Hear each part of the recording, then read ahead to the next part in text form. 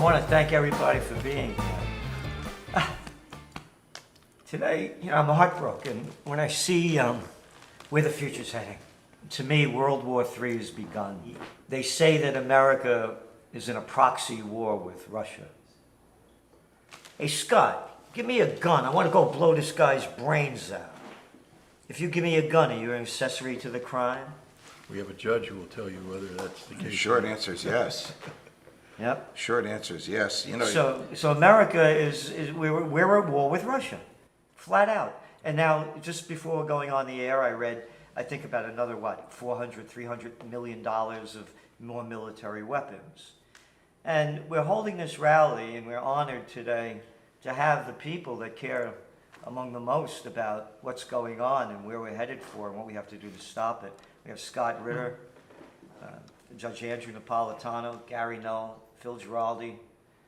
And we put on this Peace and Freedom rally, and people said, oh, you should call it a festival because you have a rally, you're going to have problems. Screw you, what are you talking about? This is a rally for peace. So last night, I'm at the French restaurant, La Canard. I'm with Eddie, who's our editor-in-chief of the magazine. We're leaving. Hey, I hear you're having a rally over there. I said, yeah. I said, but you're not going to like it. Oh, what do you mean? I said, it's about peace and freedom. And to whom did you say this? Some neocon? How about a judge? Ooh. A former judge. And What did he say? I said, well, let me show you. Wait just 1 second. It's right over here. I said, some fan gave me a book, a folder, with cutouts from the 1970s when the Vietnam War was going on. I don't have my glasses, Gary. Could you read that? Yes, why veterans march against the war. All right. Look at these pictures, all right? Here. Here, what's that say? Peace, Jobs, Justice rallies sweep the U.S. The Spring Offensive. End Nixon's war. What's this one say? 200,000 rally in Capitol to end war. One after another. So I said, they didn't hate you for protesting back then. Yeah, there was a lot of back and forth. But there's not a peep about peace. And he said to me, you mean the Ukraine war? Why don't you tell Putin? I said, why don't you tell Zelensky? I said, they offered peace agreements to try to do it from the beginning. He said, oh, I'm totally in favor of that war. I said, you are? I said, dress up, put on your military, and go fight, and you take your money. I don't want my money going there. I said, I'm an American. I believe in people by the name of George Washington. No foreign entanglements. And today I'm going to read some of what he said. He says, don't hate a country, don't love a country, don't become involved in a country. And here we are, and you got these clowns that don't have a clue of how this war started, or if you gave them a map of the world, find Ukraine on it, but this is a judge with an attitude. So of course, and then one of the guys said, we're at a table over here and we're in Switzerland. Yeah. Oh yeah, be a coward. Be a coward. No one's speaking out against peace.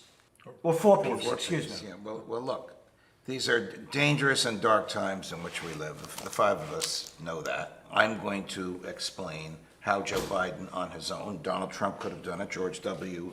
did it, in utter defiance of the Constitution, can commit American material to fight a war. Congress never declared war. Congress authorized the expenditure of this money. Most of it is wasted. Congress didn't authorize the killing machine. But you're basically right. The public is afraid.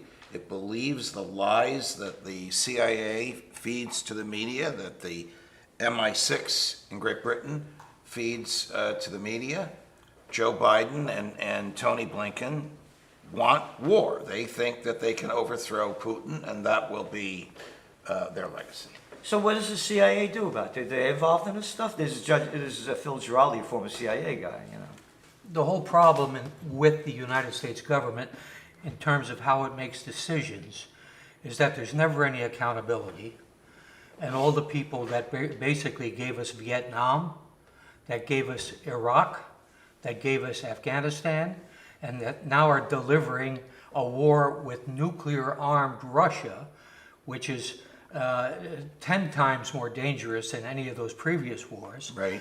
These people are able to walk away from it because the media does not play the proper role in exposing their lies and exposing the contradictions of the arguments that they make justifying this kind of So the activity. media has become so supine, because when Gerald was reading these headlines from the 70s, LBJ and Nixon's antagonists were the media. They challenged the government at every turn. Today, the media is in favor of this war. Why is the media in favor of us fighting in Ukraine?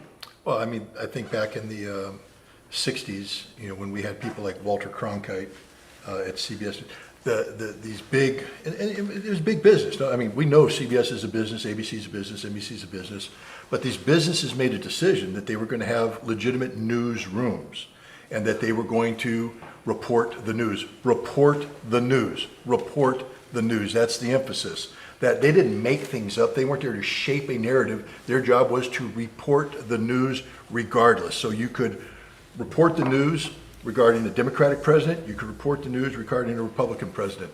I mean, the big culprit here is cable news. CNN started it. Fox came on.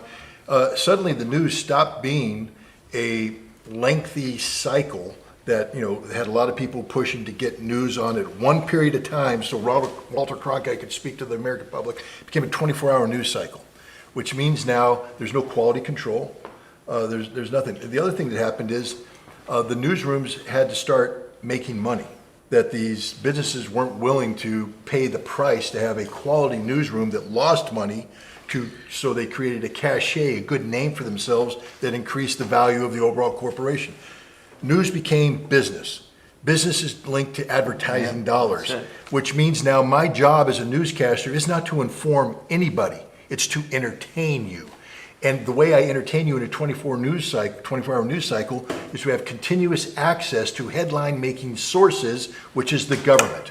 So there's a direct nexus between the government, which is seeking to shape perception, and the news media, which today now is dependent upon the government, which wants to shape perception, to get the headlines necessary to entertain people, to generate advertising dollars. I worked at CNBC for a year and at Fox for 24 years. I was in front of a camera 14,500 times in my 24 years at Fox. I cannot dispute what you're saying. Because the American public wants news people to perform, and they want to have their preconceived notions supported. They want a version of the news that pleases them. NBC, or the CNBC and CNN know what their viewers want. My That's former negative. Fox colleagues know what their viewers want. And what suffers? Truth. Yeah, truth. And Gary Null, of course, has Progressive Radio Network, and he has... Progressive with an uppercase P or lower? Lower. In my world, progressive means just seek the truth without being an ideology. I look at it a little differently. I believe that everything you've all said bear witness to the truth. But being in a different profession, I look not at the symptom. Rather, I look at the cause. And I cannot detach everything that's happening from Ukraine on, and all the warnings Putin gave, and how our whole goal when Gorbachev signed that treaty was to stop NATO from going any further, and everything that he asked for was pushed aside and NATO went forward. To me, that is not the major problem. The major problem is the American people. Why? How likely is it, if you have not chosen to make a healthy choice in what you read, what you listen to, whether you listen to Rush Limbaugh on one side or Rachel Maddow on the other, and you're not going to eat the food that's actually going to nourish you, nourish your heart, nourish your lungs, your eyes, your brain, then what is the likelihood that you're going to dig deep enough into all this of a mess to find the truth, that you have a responsibility not to remain a silent majority, but rather to be absolutely vocal in what you will and will not tolerate? That's a freedom of choice. And that's a freedom of choice we're not using today, because we have 200 million silent Americans. You never see them. They don't come to demonstrations. They won't be here today. And yet they all have an opinion, but the opinion is not translated into political action, social action, or personal action. So if I see someone who is not caring for themselves, how their children are taught in school, that they're not challenged in curriculum, let alone how it's taught, what they're taught, then what is the likelihood they're going to want to know? What is the truth of Russia and Ukraine? What is the truth of a January 6th that doesn't have cross-examination? What is the truth when you don't have both sides with an equal capacity to seek the truth? And we have corruption at every level of our society today. You can't name an industry that's not corrupt, from the top down. I'm saying what's at the bottom of everything? The American people. When I arrived here, you were finishing one of your weekend rants, which are worth their weight in gold. And you were talking about how debilitated the kids are today because they've been raised by the people that you're talking about. Yes. Now, you were really talking about the kids that are the murderers, the ones who Yeah, they're out of their mind. are out of their minds. 90% because of all they mass have murders have been on psychiatric medications. 20 to 21 American soldiers every day have committed suicide, mainly by putting a gun in their mouth and blowing their brains out. Ask the medical authorities how many of those people are on psychiatric meds that you should never take. Paxil, Prozac, Effexor. Are active duty soldiers on meds, on psychotropic Psychotropic meds? meds, yeah. Sure. Ask all of That the those who government were in gives them. Afghanistan. Well, I mean, here's the problem with the military medicine, is that the government's very good at getting you addicted to something. Yes. And then the government decides that you're cured, and they stop giving you that which you've become addicted to, and now Then you're a mess. you're a total mess. So now you have to break the law to acquire things, and you're not getting, for instance, the same quality stuff. And so even if you're breaking the law to get something that you now need because the government made you need it, and this happens with painkillers, psychotropics, the whole thing, you're getting substandard drugs, which may be giving you something complete different result than what was intended. And the end result is you are a broken individual, and you're prone to depression, and you find yourself in a horrible space one night at home, alone, isolated, afraid. You pick up the pistol, and you blow your brains You have out. no support system. None. I found Zero. in Titusville, Florida, Zero. small area, Zero. over near Cape Canaveral. I was told I had to go with my camera person to see for myself. It was 10 o'clock in the morning. I walked through the woods for about an acre, and there was a campment of homeless vets. How many were in Florida at that time? 16,000. 16,000 men and women. Where was the Army? Where was the Secretary of Defense? Where was the media saying, don't these people count? Where was the American people? Look, There you go. I'm not going to pick on somebody here, but I'm on total agreement with you here. I can walk around Kingston right now, and I will tell you, we will find cars that have the yellow ribbon on the back. I support the troops. The hell you do.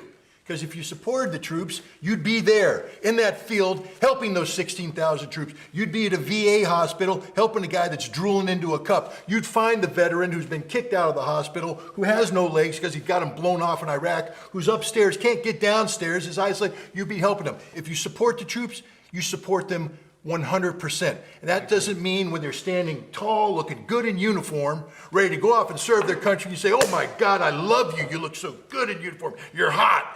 Now they're coming home broken. Do you love them still? Because that's when they need your help. They don't need you when they're looking good. They need you when they're broken, when the system has dumped them. That's when they need you. And the American people suck because we say we support troops and we don't. We say... Well, let's stop right there. Wait a minute, let me go. I apologize. And no, because you're 100% right. We're going to go fight with Ukraine. Yeah, right. We're going to go fight with Ukraine. They're not going to go fight. No. And if we got in the war, they'd be supporting it. And it's just exactly what you're saying. And then when these guys, when they're blowing their brains out and they've lost their lives, they lost their legs, they have no lives left, nobody gives a damn Isn't about there it. some sort of a pension or financial compensation for veterans that are injured? It depends. I mean, are And the nature and extent of the are you an active duty regular guy, or are you a National Guard guy, or are you a reservist? Was Because your it injury- changes. What's your If injury you're just a caused in the veteran, battle? if you're just a veteran, you have virtually no rights. No rights, and it's the worst medical system in the United States.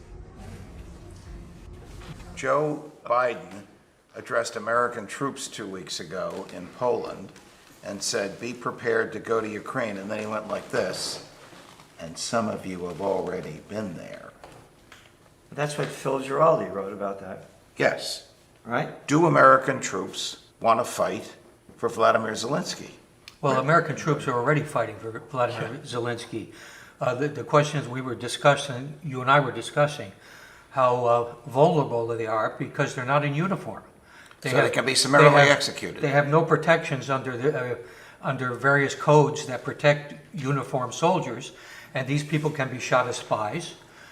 These people can be tortured. I fully expect that we will have American casualties and deaths in the near future, and that not only that, the Russians could easily capture some of these people, and these people will, in many cases, talk. And once they talk, you know, suddenly the lie that underlies the whole business going on in Ukraine begins to unravel. And that maybe is a good moment. I think that this is one of those wars that, there's no such thing as a good war, but this is a war that's indefensible on any level and could have been avoided. Mary Rothbard said the last just war that Americans fought was the revolution. Right. Yeah. Because we seceded from a tyrant. And now the tyrants are back. Yes. They tell us what to do. And again, it's about freedom and peace. You know, one of the things that, you know, down the streets over here, you see they have the farmers market, and a couple of weeks ago, there were all these women and men going back, you know, bring back Roe, bring back Roe. Okay, fine. You want to bring back Roe versus Wade, and you're saying my body, my choice, fine. How about my body, my choice, I don't want to get a vaccination? Oh, you have no right to say that. No, they don't have that. You have no right to say that at all. It's not your body, your choice. Correct. And by the way, Planned Parenthood, from the data from CNBC, that's the only one I could find, they gave over $2 million to promote the vaccine. Wouldn't surprise So the me. hypocrisy of it. So let's go around now, why we're here today. So I'm here to try to talk to people about peace, and I'm going to do it with a different tact. I'm going to talk about why we can be friends with Russia. All right. That's what I'm going to talk about Right. today, is why we can be friends with Russia, why we don't have to hate Russia, why we don't have to kill Russians. This is a peace rally. That's right. You know, and I am literally the anti-peace. And what I mean by that is my whole upbringing was to close with and destroy the enemy through firepower maneuver. Okay, I don't do peace. I never did it growing up. War is my thing. It's my gig. I hate war with a passion. I despise war. So that's why I'm here. It's what happens after war. Someday this war is going to end. And at that point in time, we collectively are going to have to deal with the ramifications of that conflict. And one of the greatest ramifications is the absolute deterioration of relations between the United States and Russia. If you think for a second that this world will survive in a state of perpetual conflict between the two largest nuclear-armed nations in the world, you're wrong. The only way we survive, the current generation, the only way our children survive, the only way our grandchildren survive, is for there to be a way to bring our two nations together in peace and harmony. Hey, Ritter, whatever you've been drinking or smoking, I want some of that, because that's pie in the sky stuff, man. You can't deal with Russia. You can't deal with Vladimir Putin. There's no way we're going to be able to get along. I'm here to tell you that that's just a bald-faced lie. And an amazing thing happened when I showed up in the former Soviet Union. I was in a place called Vodkinsk. They had a factory that produced ballistic missiles, including intercontinental ballistic missiles, the ones that were targeted at American cities. You have a wonderful inspection monitoring system. It didn't happen overnight, though. And it didn't happen because the Americans produced it themselves. It happened because we were working in harmony with our Soviet counterparts to do something that was deemed to be mutually beneficial.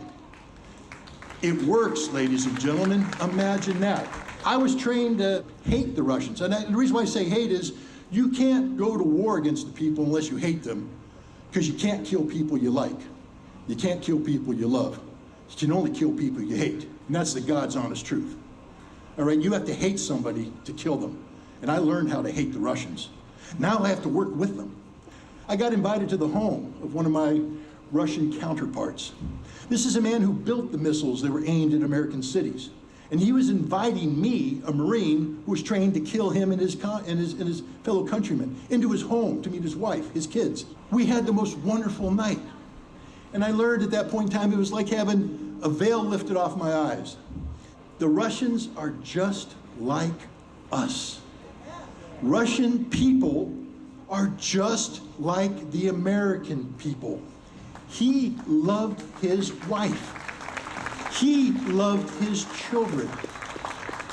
It was stunning. I learned some very important words, like drug, friend, druzhba, friendship, mir, peace.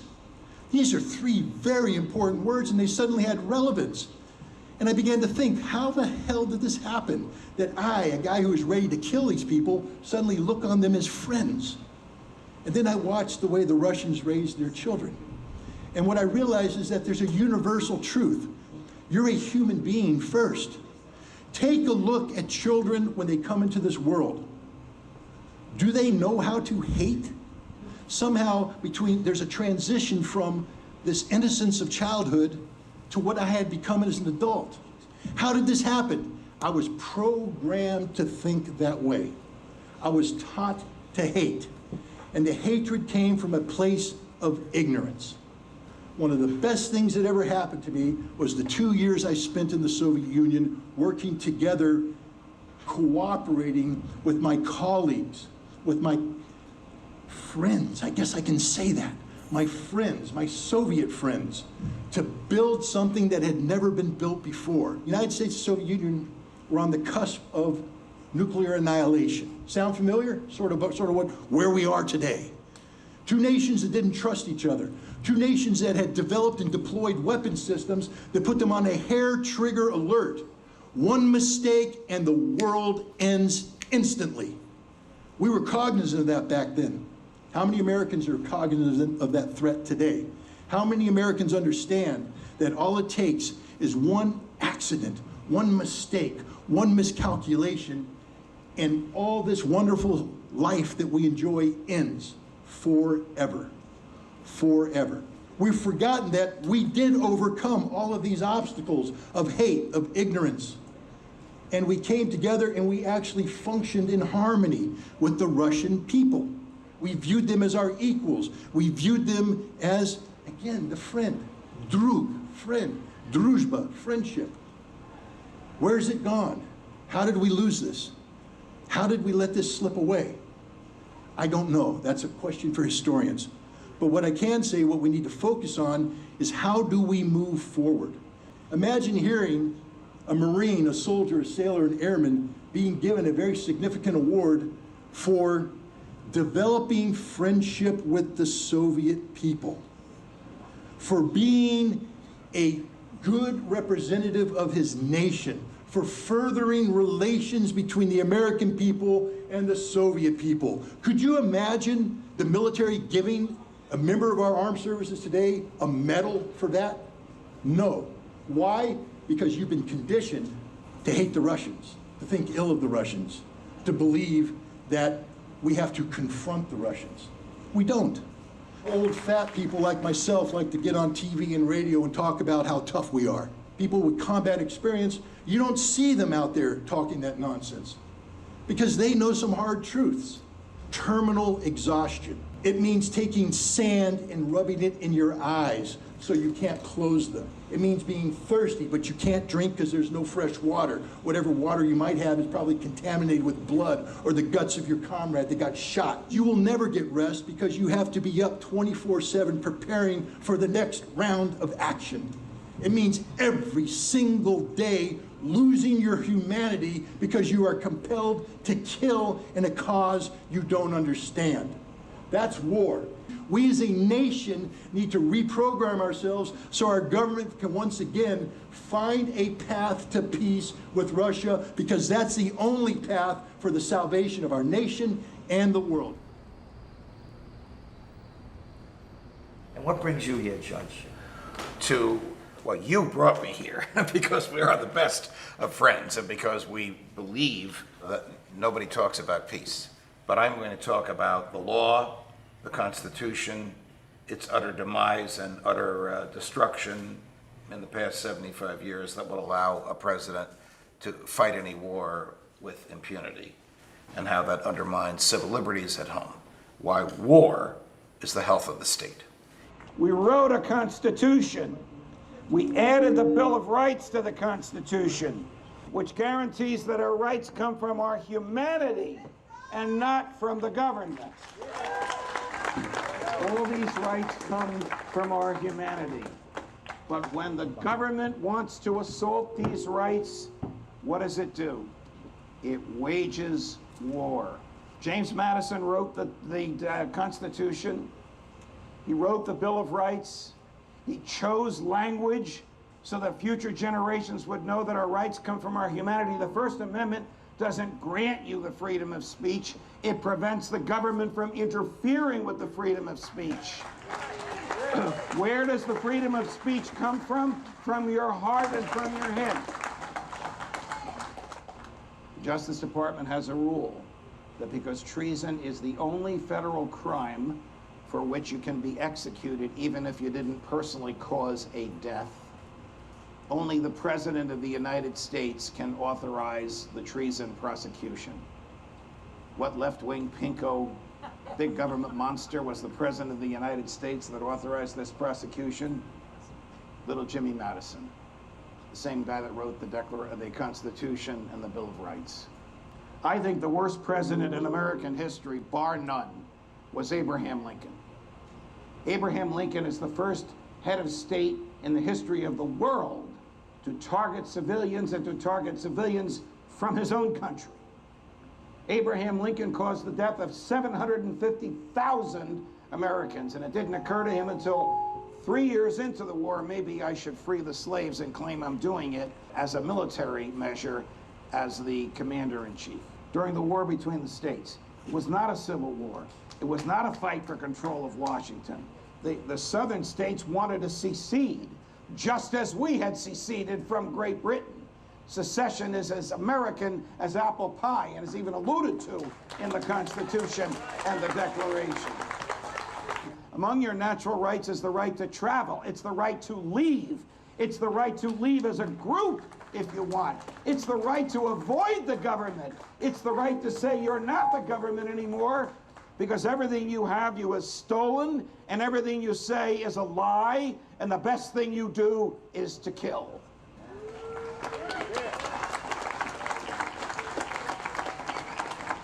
When newspaper publishers in the North were saying that about Abe Lincoln, instead of responding to their criticism, he had them locked up. 3,000 journalists in the North, not in the South, were arrested and confined in military prisons for the duration of the war. The only claim he had to that power was because we were at war. And when we're at war, the chief of state claims that everything he does is to win the war, civil liberties be damned. After Lincoln was killed, a unanimous Supreme Court invalidated every one of those arrests. It's a little too late, but it's a great legal opinion holding that the Constitution subsides and subsists in wartime as well as in peace, in bad times as well as in good. And all those rights that we have cannot be taken away just because the government and its killing machine are looking for monsters to slay. John Adams, who was the second president of the United States, not my favorite because of the Alien and Sedition Acts, nevertheless re-argued. You're going to hear from Gerald in a few minutes the brilliant words from George Washington about the need for neutrality, the need to stay out of foreign conflicts. John Adams coined the phrase, "We shall not go about the world looking for monsters to slay, because if we do, there will be no end to what we are looking for." And when we do go about the world looking for monsters to slay, as every government, as every president since FDR has done, without a single declaration of war, every single one of them, including the sainted Ronald Reagan, has looked for monsters to slay in foreign lands. because it lets them exercise more power, it lets them raise taxes, it lets them say, support the troops. How many times have you heard somebody say, I don't support the war, but I support the troops? What the hell does that mean? I don't support the war and I don't support the troops. I want them home. I want them out of harm's way. War is about your body having had everything just wrenched out of it, so you're exhausted. War's about having eyes that are red, feels like sandpapers in your eyes. War's about smoking cigarettes so you can get that nicotine poison in you to keep you awake, or chewing the tobacco just enough to keep you awake till you maybe can slip that upper that they give you, the amphetamine, to keep you up for another 36 hours. So war's about being jittery. War's about that smells so freaking bad that you got Vicks in your nose, because otherwise you'll be puking, but you can't puke because you're starving, because you're hungry, because you haven't eaten. War's about the worst thing in the world, because now war's about watching the guy that you've trained with. You know his wife, you know his kids. He's got gut shot and his guts are spewing out and he's screaming for help, and there's not a damn thing you can do about it. Because you got to go up over and close with an enemy who's just like you, and you got to kill him, or he's going to kill you. That's war. And the beautiful thing about war is it don't end ever. It's not like you can go to a movie, watch all this crap, and when it ends, you walk out. War's about the next day, the next day, the next day, the next day. War's about destroying humanity, destroying the soul of the individual. We say we support the troops. No, if we supported troops, we would never support war. Because war is about taking the best kids in America, putting them in uniform, knowing that if we ever use them, we are destroying them. That's what war is about.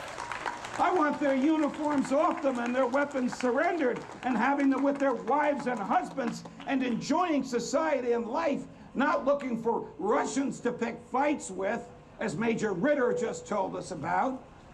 Who the hell would die for Vladimir Zelensky, Joe Biden? FDR, of course, confiscated gold, manipulated the Japanese into bombing Pearl Harbor. We all know that today.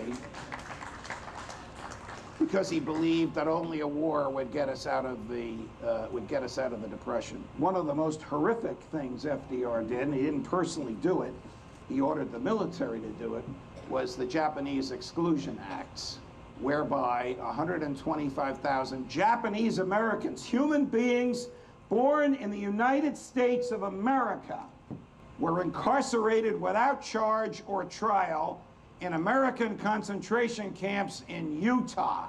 There were also 10,000 Italian Americans born in the United States, incarcerated in a concentration camp outside of New Brunswick, New Jersey, if you know the geography between Princeton and New Brunswick. And the Supreme Court of the United States, by a vote of 5-4, upheld that monstrous violation of human liberty because we were at war. So you see my point, ladies and gentlemen, friends and colleagues. Government grows during war. I can't describe the killings and the misery that the warriors go through as my friend Major Ritter did. But if you think about what he described, it'll cause you a sleepless night. Remember what George Patton once said, when you put your hand in a wad of goo that a moment before was your best friend's face, you'll know how horrible and horrific war is. Phil. The critical point is we are playing with fire in a situation that could not only destroy this country, but which could destroy the entire planet. And until people come to the point where they realize that this is all based on a tissue of lies coming out of the US government and other governments, and also coming out of the media, there are ways for them to start to figure, wait a minute, I'm being fed a total load of BS here, and I am not going to stand for it anymore. I can't wait.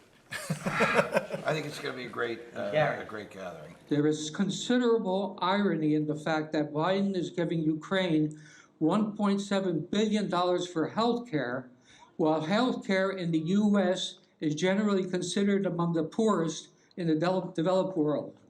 Neither Syria nor Iraq nor Iran in any way threaten the United States, just as the Russians did not threaten Americans prior to a regime change intervention in Ukraine starting in 2014, when the U.S. arranged the overthrow of a government that was friendly to Moscow.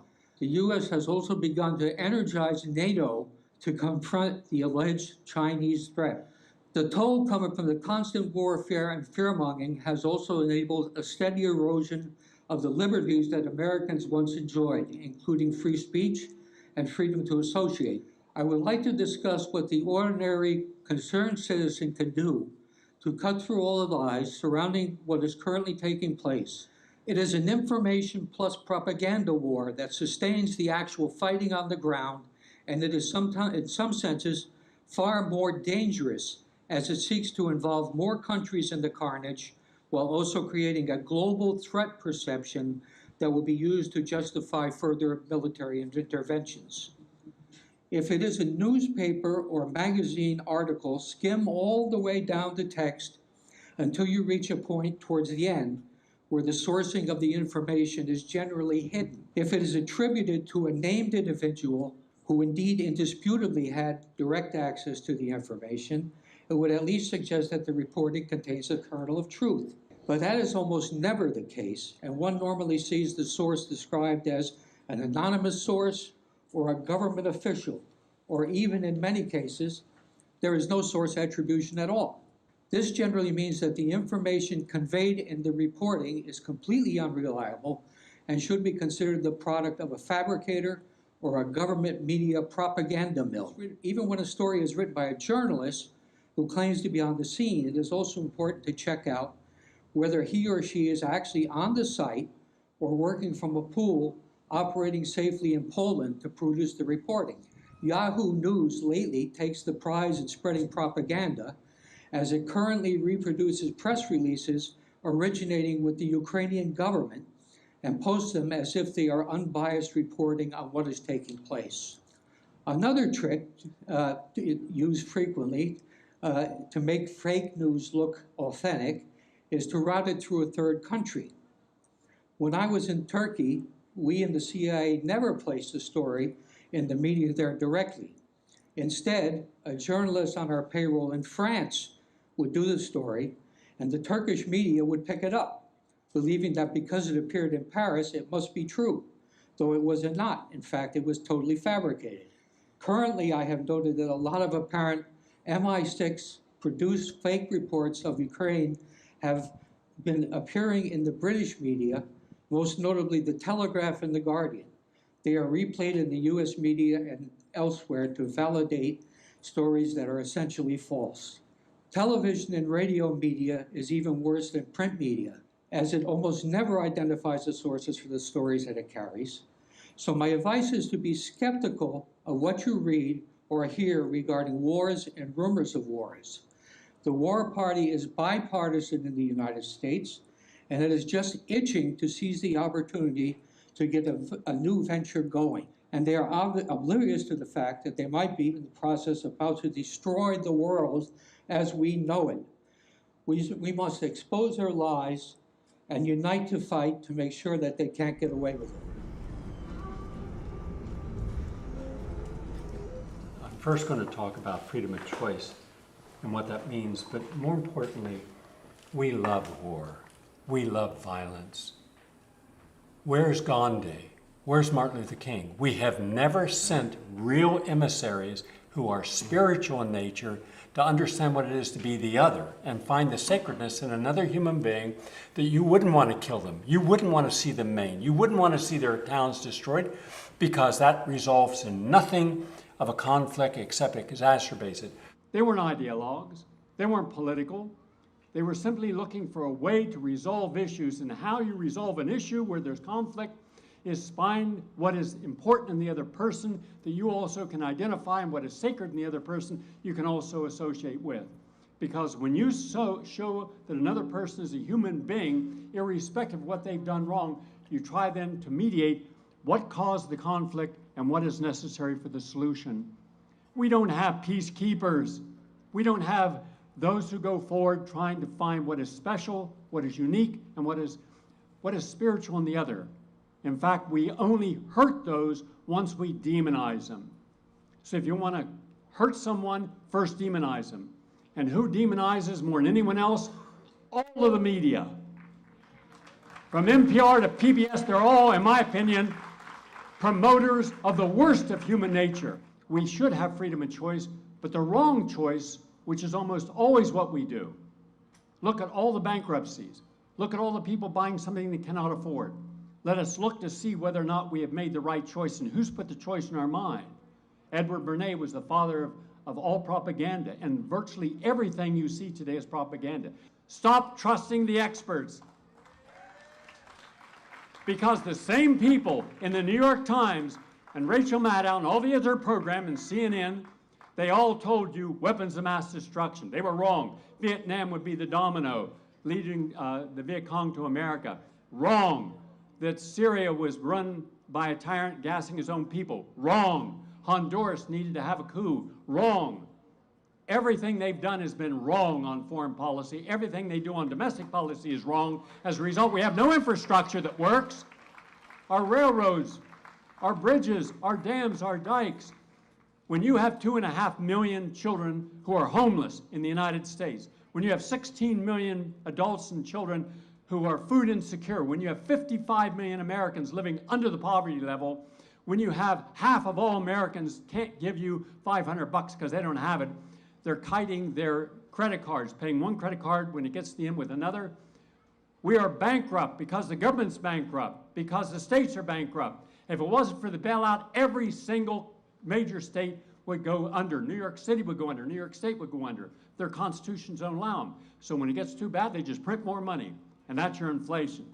That wasn't Vladimir Putin who created our inflation. That was spending a fiat currency that isn't worth a damn. So when it comes time to make any choice about going to war, do your homework.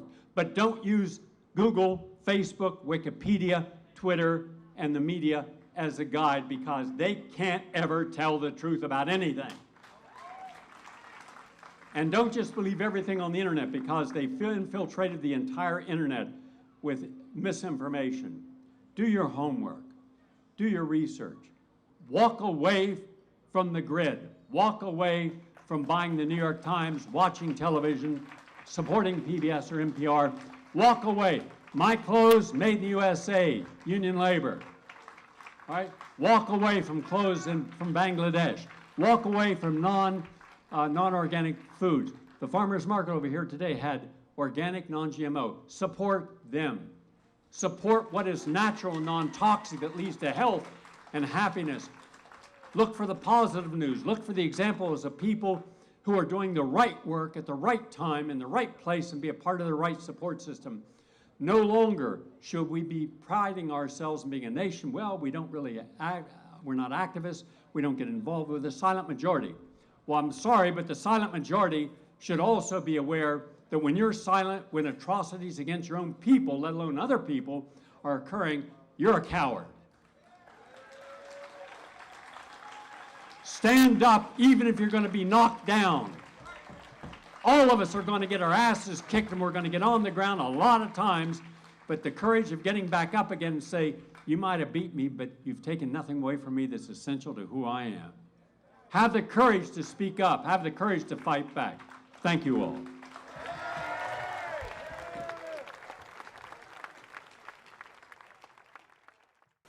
And Gary tells me that I get excited. You do. After 19 cups of coffee, you get a little excited. Come on. I want both of you two to get here at the same time. When I count it off, give me some funk, okay? 1, 2, 3, 4, so. You got soul. You got soul, yeah. You got soul. You got soul, yeah. You got soul. You got soul. You got soul. It's in your heart. It's in your legs. It's in your heart. It's in your head. It's in your heart.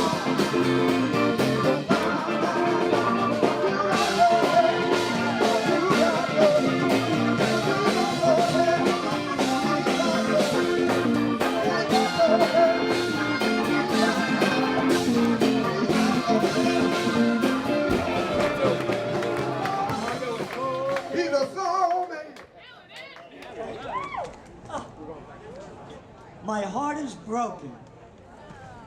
My passion in life is joy and beauty. And these low-life little pieces of crap, your little politicians, politics, suck the joy out of life. Hey, I'm the governor. I'm Andy Cuomo. I'm born on third base. I thought he had a home run. My daddy was Mario. I'd be a nobody if daddy wasn't there, and I'm gonna tell you what to do. Lock down your businesses. Stay in your houses. I'm gonna make up any crap I want and shove it down your throat. You're not an American. I'm the governor. I'm the mayor. I'm the president. I'm the chancellor. You're all people that have robbed us of our freedom, our liberty, and our joy of life. And this has to stop. Amen. Do not stop. We are on the four corners of freedom. Crown and John Street. The seeds of democracy was sown here.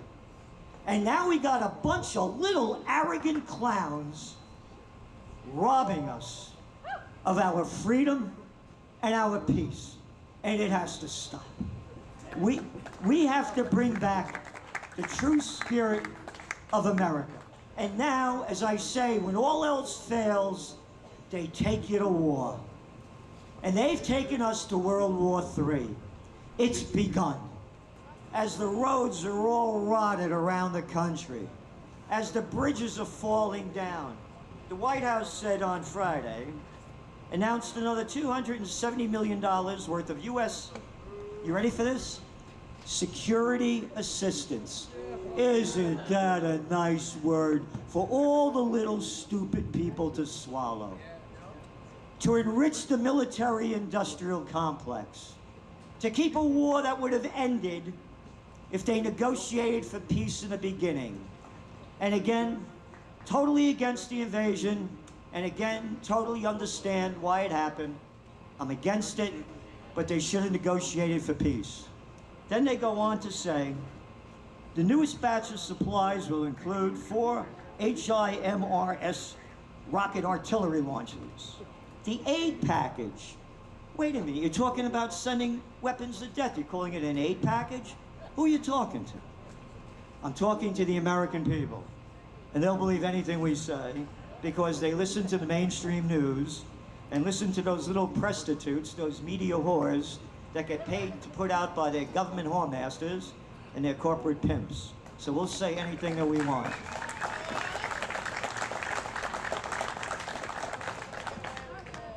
President Joe Biden, quote, has been clear that we're going to continue to support the government of Ukraine and its people for as long as it takes. World War III has begun. They're only going to make it official when a nuclear exchange or a false flag happens. Just like, okay, little boys and girls, World War I began when the Archduke Ferdinand was assassinated in Sarajevo. Yeah, what's in Sarajevo? Who gives a damn about the Archduke? Oh no, World War II began when the Japanese bombed Pearl Harbor. Yeah, nothing else was going on before that. I'm telling you, if we don't unite for peace, we are going to die in war. And by the way, please donate, a lot of you have, to Occupy Peace. We need to make this movement go global. It has to be a global movement.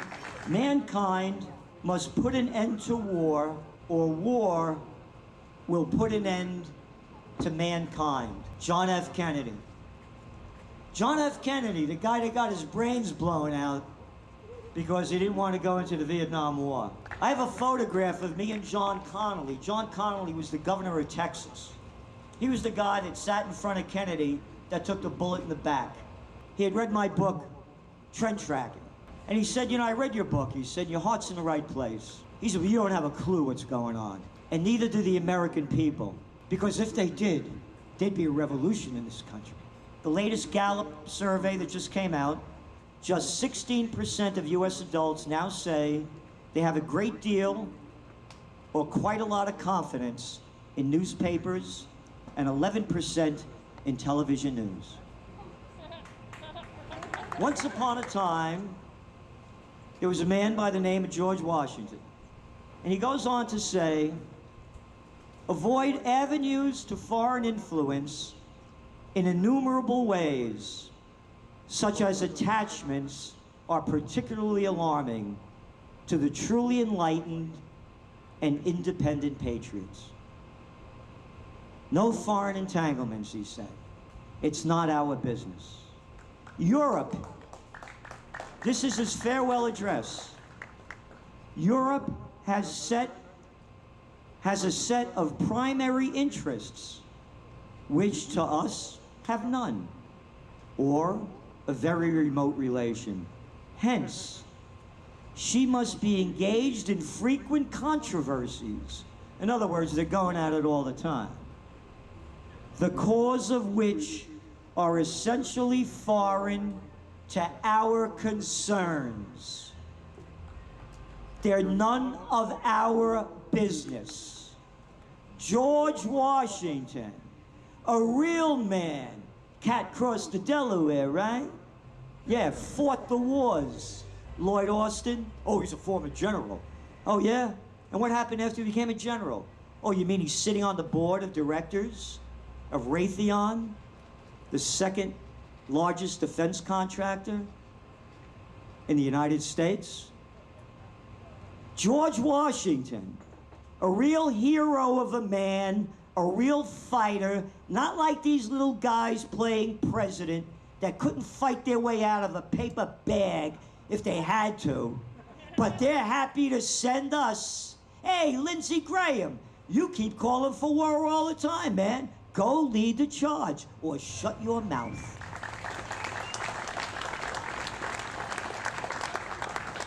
Harmony, liberal intercourse with all nations are recommended by policy, humanity, and interests, Washington said. And talking about the military and industrial complex, and people that cared about it and knew about it, another real man who fought or saw the deadliest war, World War II, Dwight D. Eisenhower, 5-star president, Supreme Commander of the Allied Forces in World War II. His farewell address on January 17th, 1961, quote, our military organization today bears little resemblance to that known by any of my predecessors in peacetime, or indeed by the fighting men of World War II or Korea. Until the latest of our world conflicts, the United States had no armaments industry. Imagine that. American makers of plowshares could, with time and as required, make swords as well. But now we can no longer risk emergency improvisation of national defense. We have been compelled to create a permanent armaments industry of vast proportion. Added to this, 3.5 million men and women are directly engaged in the defense establishment. We annually spend on military security more than the net income of all United States corporations. This conjunction of an immense military establishment and a large arms industry is new in the American experience. The total influence, economic, political, even spiritual, is felt in every city, every state, every office of the federal government. We recognize the imperative need for this development, yet we must not fail to comprehend its grave implications. Our toil, resources, and livelihood are all involved. So is the very structure of our society. In the councils of government, we must guard against the acquisition of unwarranted influence, whether sought or unsought, by the military industrial complex. The potential for the disastrous rise of misplaced power exists and will persist. We must never let the weight of this combination endanger our liberties or democratic process. We should take nothing for granted. Only the alert and knowledgeable citizenry can compel the proper meshing of the huge industrial and military machine of the defense with our peaceful methods and goals, so that security and liberty may prosper together. Disarmament with mutual honor and confidence is a continuing imperative. Together we must learn how to compose differences, not with arms, but with intellect and decent purpose. Because this need is so sharp and apparent, I confess that I laid down my official responsibilities in this field with a definite sense of disappointment.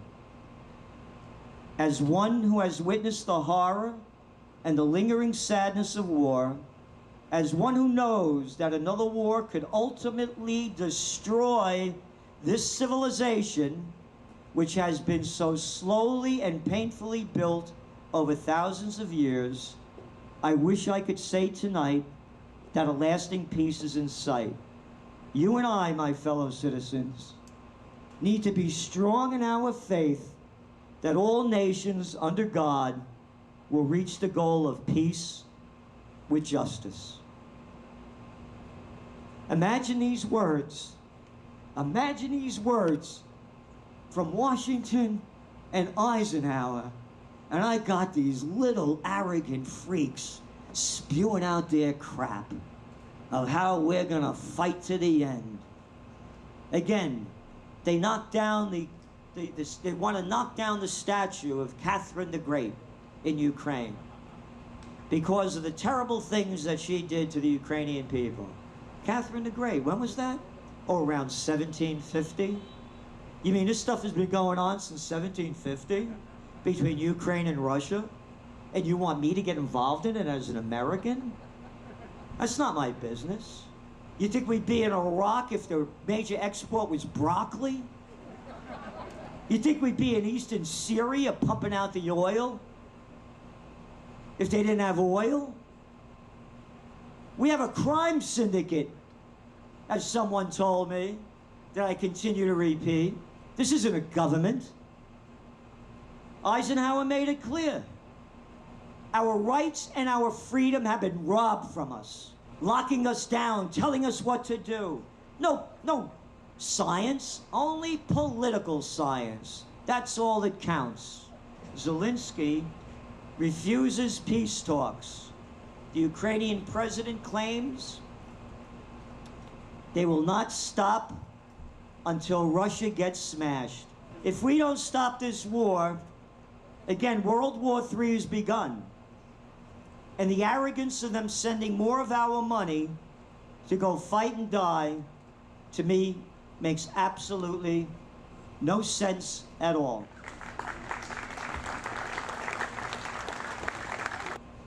When all else fails, they take you to war.